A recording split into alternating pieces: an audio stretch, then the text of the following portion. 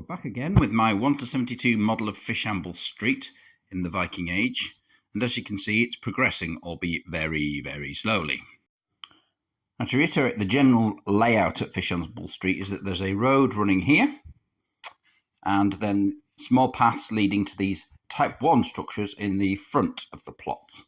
Now as you can see, I've completed the walls now of these Type 1 structures, this one on the corner here to sort of full adult height.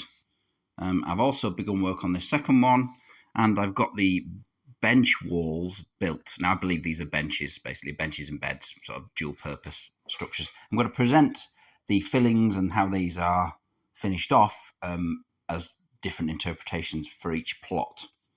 I've also begun work on the plot boundaries here, which run down the length of the plots, dividing up the different areas.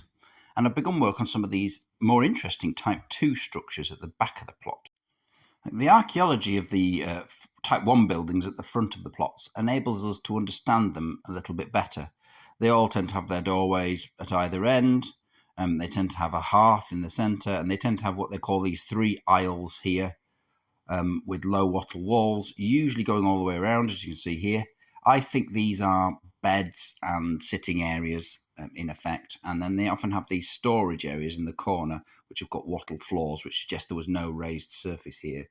Sometimes it's flagged with stones and sometimes it's wattle like this.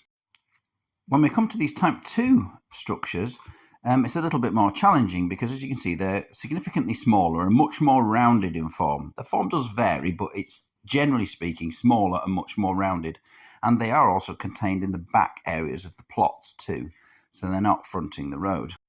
You can see once again they have wattle walls. They usually have side entrances. They have this very low wattle partition running across here, and they usually are floored almost completely inside with wattle panels. There's a log laid just out of sight here across the end, and the wattling doesn't extend beyond that. As you can see, there are roof supports here. These ones are actually interestingly angled outwards towards the roof. So that would be this structure here. And unusually this one had a small hearth inside it. They normally don't, but this one did. I'm also building its neighbour, which is this one, again with a partition across, side entrance, and this unusual U-shaped cordon. And again, the wattling inside all the surfaces. So quite how I present these, and indeed the other couple on here, in terms of interpreting them with the small figures and dioramas I'm going to set with inside it, is a bit of a challenge. And I'm going to deal with what these structures might be and some possible interpretations of that in another video.